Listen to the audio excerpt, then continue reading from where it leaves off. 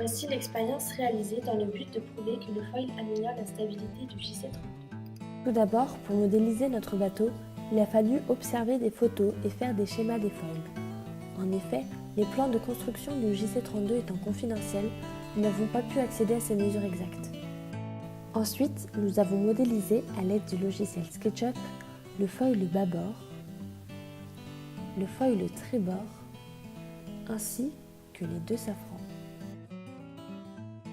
Une fois cette modélisation terminée, nous avons imprimé les différentes pièces à l'aide de l'imprimante 3D du collège.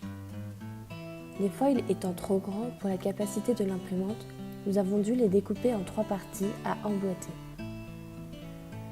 L'impression de chaque pièce prend plusieurs heures.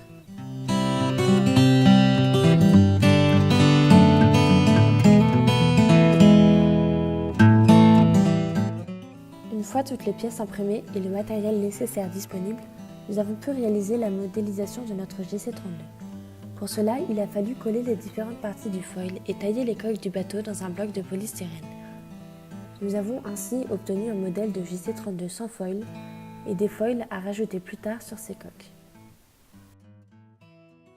À partir de là, notre expérience a réellement pu commencer.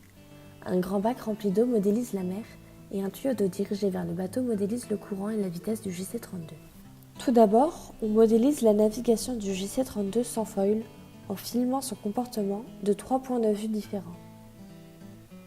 Les safrans n'étant pas indispensables à la bonne marche du bateau, nous avons décidé de ne pas les monter pour ne s'intéresser qu'à l'influence des foils sur le JC32.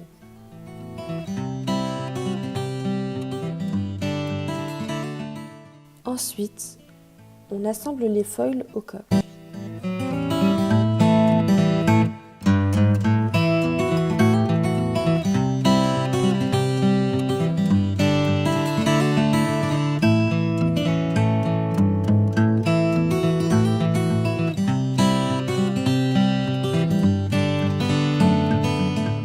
Puis, on modélise la navigation du JC32 avec ses foils, en filmant toujours son comportement. Le tuyau d'eau ayant la même pression dans les deux parties, les bateaux ont une vitesse équivalente. On peut remarquer que les coques du JC32 se surélèvent légèrement par rapport au niveau de la mer.